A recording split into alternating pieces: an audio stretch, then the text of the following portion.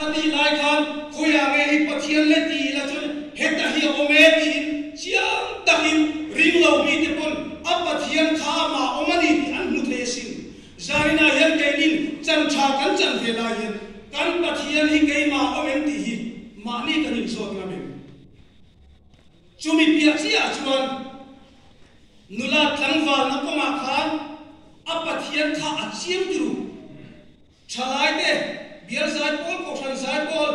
Christian chalai pol te kan zawai nula tlangwal kong kan zona khan kan extended jo kan om lai khan khoya nge i pathian ti hi in zo na mu chu chu tun lai kho ve la min e che tu ring tu nun ti che tu an khoi chu wang chu sani na hian anuam lam li remo athalam li remo kan sam thelo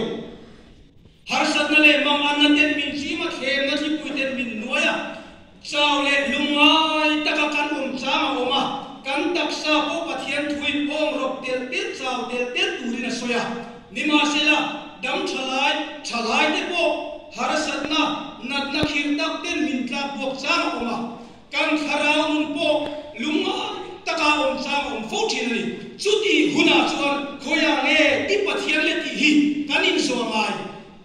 chuti yang huna chuan enge kan be se ya khoya nge kan kala tunge kan pathin ti hi ma ni kan se chiang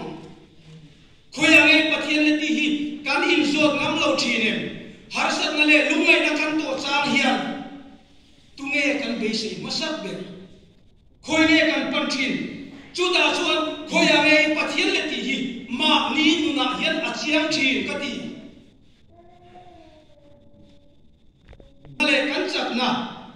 helai thu hi moi lu tu mang an lai tan pui var ku nai re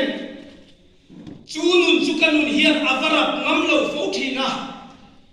mang an lai le harsat pur so na kan to chang hian tan pui var tu nai reng pathian chu kan in hui mi na ani hi ko san hau te hian kan nun hian atakin adai thinem ti hi in zo ta chu wang chu